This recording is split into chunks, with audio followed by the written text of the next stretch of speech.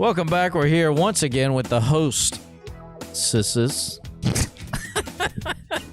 Once again, we're back again with... Once again, we're back again with the hostesses. One word Ryan will never be able to say is hosts. Hey, we're back again with the host. Ooh. We have two hosts. Back again with our two hosts. With our two hosts. What do we talk about? We talked about... oh, wait. Dustin's here, too. Pro Dustin. The Pro Dustin. Oh, I haven't been called that in a while. Yeah. Pro Dustin. What did we talk about? We talked about multi-engine. Yep. Talked about Chris Sullivan. Chris Sullivan, yeah, he soloed on... not soloed. Wait, he got his check ride done. Yep, passed I check think. ride. I don't know. You'll have to listen. I love when Ryan starts talking, words just come out. He doesn't know what he's saying and then realizes it after and tells himself that he was wrong.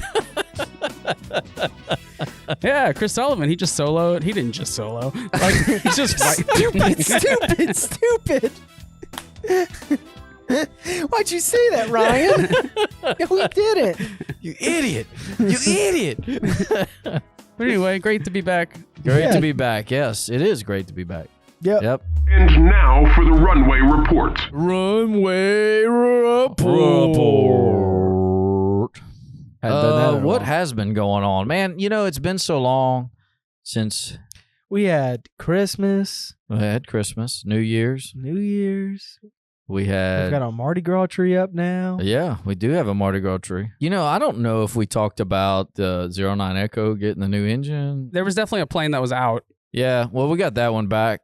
09 Echo got back, but then we had some flap issues with it. A lot of, both. Yeah. Yeah, we got planes. flap issues with the other one, too. Yeah. Y'all fix one problem and another one pops up. We get our mechanic. Well, I think they noticed it on zero. Isn't that how it happened? We noticed it on 09 Echo. I noticed it on 09 Echo because I flew it. Yeah, I flew it to somewhere, and then just walking around, moved the flap up and down, and then I saw the top of the wing go up and down too, and I'm like, ooh, that doesn't look like that's supposed to happen.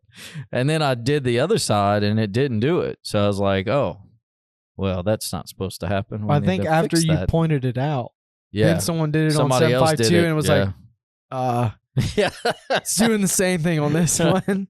Yes. But it was an easy fix, though, for 09 Echo, wasn't it?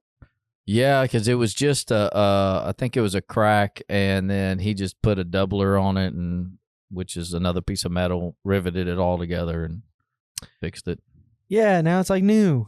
Yeah. That works again. So do y'all have all planes right now? Every plane. Every plane. Every plane. That's exciting. Yeah. So that got fixed. Chris got his license. Chris. Oh, yeah, Chris. Chris got his instrument rating. What was the date that he needed to get it done by? January 30th. His goal. Yeah, it was close, his goal was then, but I think his written didn't expire until later. January 30th. Yeah. Oh, okay. That's why it was his deadline, because his... No, but I thought his deadline was like December something. Is what I'm because of his talking surgery. Then whenever we started doing stuff, he was like, "I'll cancel my surgery if I got to." Oh, okay, yeah. And he because he wasn't ready at then because of weather and all kinds of stuff. All kind of crazy crap. Airplane. Yeah, but he did it. Got it in time. Yes, got it before it expired. So now he wants to get his commercial, but he's got to take another written because his commercial written expired. Yes. Wow. Yes. So kind of took all of those tests at the same time, and they just started to lapse. Yeah. It was a interesting thing for me. Why is that? You can't just say that. Yeah. I mean, you got to figure out a whole different set of problems with him. Like it's not just about I think we were talking about it the other day, but like I've gotten in to the point to where I've sent enough people to a check ride where I've gotten into like this flow where I know what needs to be done with most people. And most people make the same mistakes over and over and over and over. But like with him, he makes the same mistakes as other people and then some because of his situation. So like you got to figure out like how to overcome all of this and get him Does he make those mistakes for different reasons or in different ways because of that? I guess you could say he makes the same mistakes as some people, but it's bigger. Like they're bigger mistakes. So like some people in instrument get behind the plane. We talked about that on one of the shows. They get behind the plane. With him, he would get behind the plane even more than what normal people would. It's harder to catch up. Because it's hard for him to put everything in there whenever he's got everything going. So that was a part of the challenge, was like trying to figure out what can we do to like keep you ahead. Yeah. And, like I did a little bit of it, but like 95% of it is him, like trying to figure out what he needs to do and going home and studying and trial and error. So, I mean, it was fun for me because I was a part of it and I got to try and figure out how to get him there. But like, I mean, it's all him. So. Yeah. But now you have that experience. Yeah. Yeah, it was different. It was different for sure. Did you get to learn the problems he solved? Yeah, no, cool. I was with him for the whole time because he was with me. He was going to do it with me and Will, but Will's back was messed up. Oh, yeah, you can't pick him up. So, which we've learned that it's Chris's fault. Yeah, it's Chris's fault. Oh, that's really? what we talked about in the last podcast with Will. Will started out by having to lift Chris into his airplane. Yeah, yep. Well, he messed up his back, so he couldn't do it. So I ended up flying with him the whole time. Yeah. So he's really not that heavy. He's not. No. He's really not. No, I had to get him out. He says he's like 170 pounds, but it doesn't feel like it. At some point, I had to get him out for something, Did he say, "Oh, that boy's strong"? No, yeah. I think he made his little comment, Of course. Did he? Classic But he walked me through it because, I haven't done it yet. And well, he does it every time. He goes, "Oh, that boy's strong." I was like, "Thanks." And he goes, "I'm talking about me." That's awesome. But no, it was fun. It was a good time. It's different. I guess it broke up kind of the monotony. Yeah, of doing the same thing with the same people over and That's over. Cool. So got to do with him. That was fun and challenging. Yeah. So, but he got it. He did it. Congrats, Chris. Congrats, Chris. Good job, Chris. Way to go, Chris. You talked to him, huh? What's that? Recently? I haven't talked to him since the surgery. I just got done having the flu, and he called me after. He was like, "Oh, yeah, just so you know, my surgery went well. Thanks for asking, bro." I was like, I had the flu for the last 3 days. But then he called me and talked to me about it. Let's get some pre-solo advice. Pre-solo advice. Before we get into this,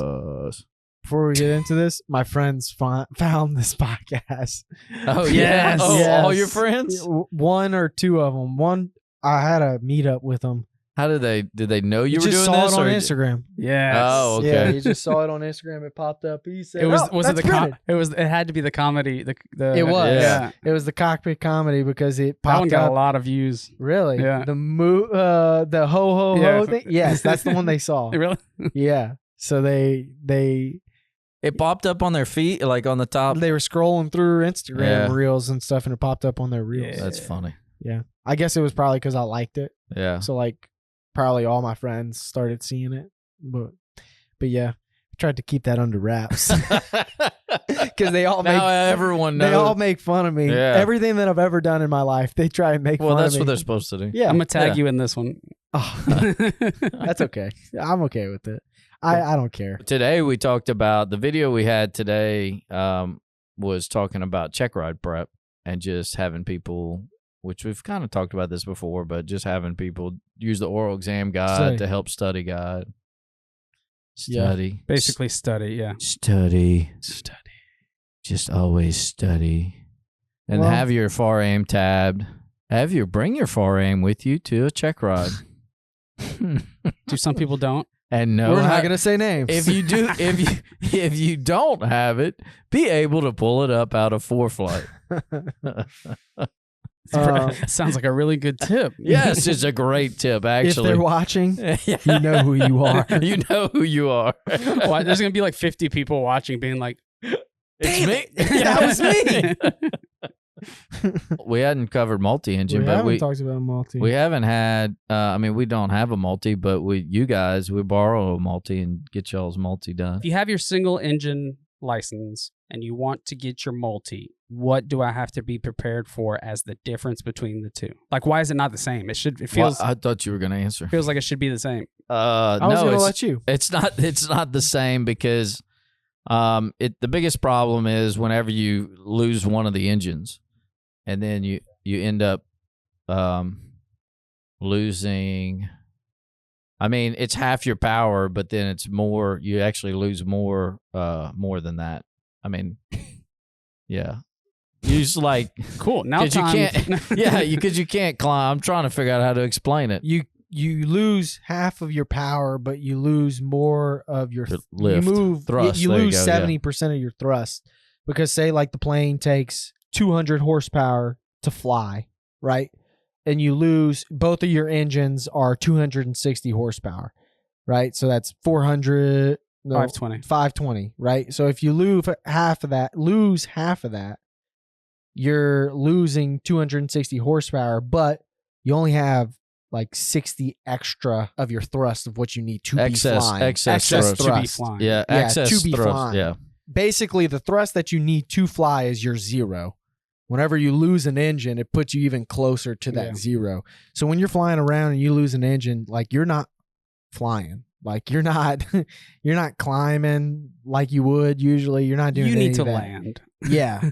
It's enough to get you to where you need to land. Well, in some small multi-engine airplanes, it's not, they won't even climb. Like if you lose an engine, you'll just start descending, and no matter what you do, no matter what you do, a slow descent. Yeah. But you'll put full power on that good engine and try to climb, and it won't climb. So y'all, basically, when you lose one engine, y'all. So you lose one engine if you had two engines on this airplane. I thought you were saying, okay, y'all. All right, y'all. This is what I'm talking about right here. Y'all will y'all. Y'all will y'all, because you got if you got two engines on this plane, if you lose one of them, like say you lose the one to the right, and you just got the one to the left, you'll have all this thrust here, so it will turn, but you're going fast enough, hopefully, that you can use your rudder to counteract the yaw. So that's another issue that you have to deal with in a multi-engine, like on takeoff. If you get too slow and you lose an engine, you get too slow, you don't have enough air over the rudder to counter that yaw, and that's how some people get into an accident. Multi isn't like going up and do private. Like private, you're going to go up, you're going to do mostly maneuvers. Like it's all going to be maneuvers, and then it's going to be like an emergency procedure.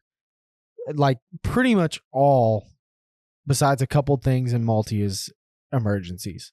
Like you'll do steep turns, slow flight, installs, but then you're going to do an emergency on takeoff, an emergency on takeoff roll, an emergency at altitude, demonstration of VMC, which is a loss of directional control.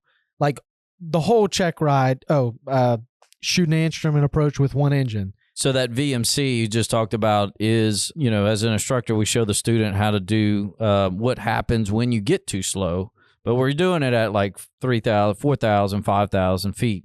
And we pull the power back on one engine, and then we push full power on the other engine and just keep slowing the plane down until we hear a stall horn or it starts to roll over, and then we recover.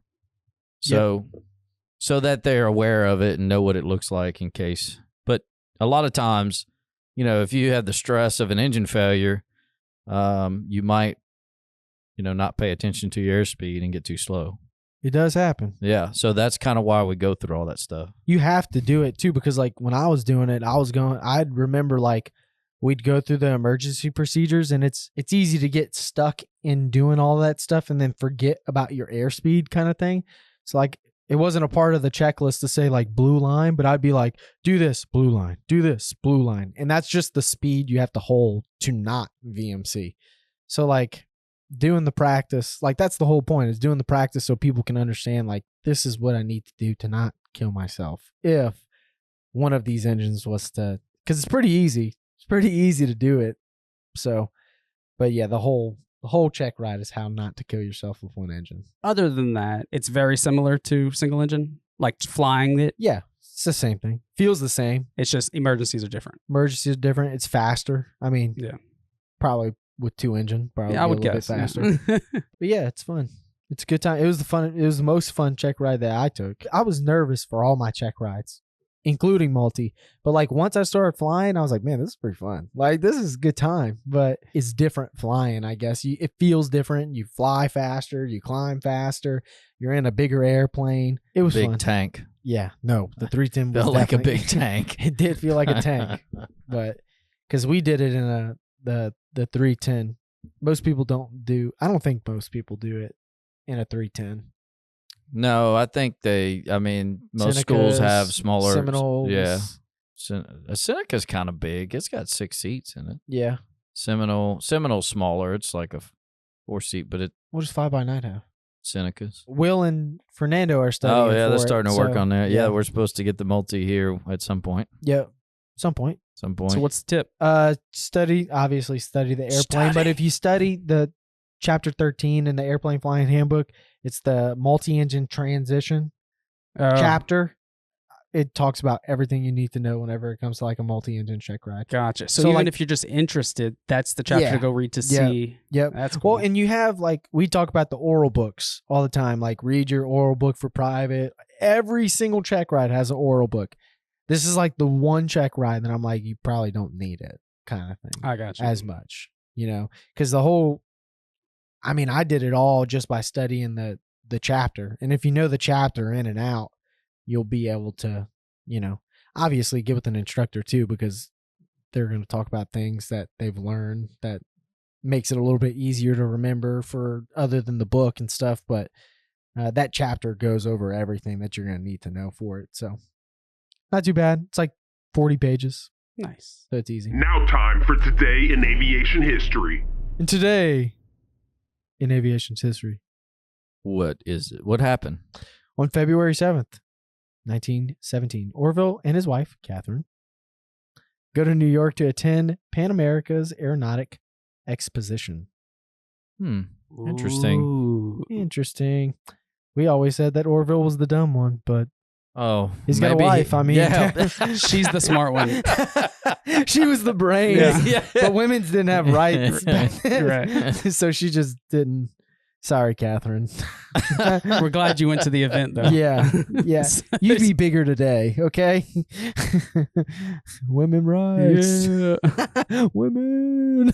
Back in 1918, on this day in history, during U.S. Navy test of a converted Curtiss N-9 biplane as an unpiloted flying bomb, equipped with a Sperry automatic control, Lawrence Sperry takes it up to prove airworthiness of the design, crashes, but pilot unhurt. I thought it just said an unmanned piloted.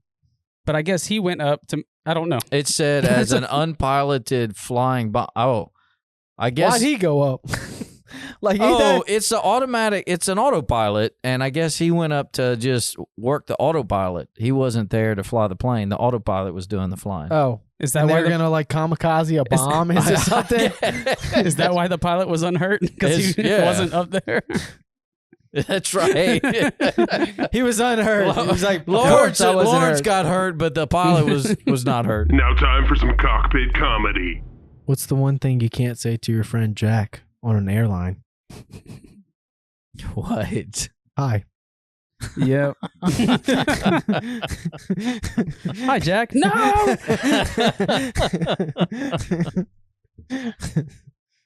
That was good. I like that one. Where can you find Tom Cruise on a flight? Oh, God. Go ahead. In risky business. No. No. Damn it. Now, how was that as a dad joke? Oh, get Tom Cruise out of the jokes. And now the final approach. The ATC meetup, Yes, when we're going to do another one? I don't know. I need to check up with that because it's a new year. That's how this always goes. But it always We're gonna have goes to check like up this. with them. I'm going to have to check up with them and, call them up. Can we try to plan all 4? Oh, the they year? don't. Yeah. They don't like to do that. Oh. I think I tried last year, and they were Stresses me like, out. they were like, no, we're gonna just do it a week before. Yeah. Mardi Gras. Yeah, we got Mardi Gras. You're gonna be on a float. We're gonna make some cups. So yeah, ATC meetup. We'll figure it out. Yeah, we're gonna figure it out. We'll figure it out. Yeah. I don't know what that was, but I thought about that for a second, but Cut. Flight tales, woo-woo. If you made it this far, you listened to the entire episode. And for that, we would just like to say thank you, and we hope you enjoyed it. We would also like to thank Brennan Go for being my co-host today. If you have any questions about today's episode or suggestions for future episodes, just leave a comment or message us, and we'll do our best to answer. If you'd like to check out some fun aviation videos, subscribe to our YouTube channel at Owens Flight Training. Or if you'd like to get more information on becoming a safe, knowledgeable, and confident pilot, just head over to our website, owensflighttraining.com.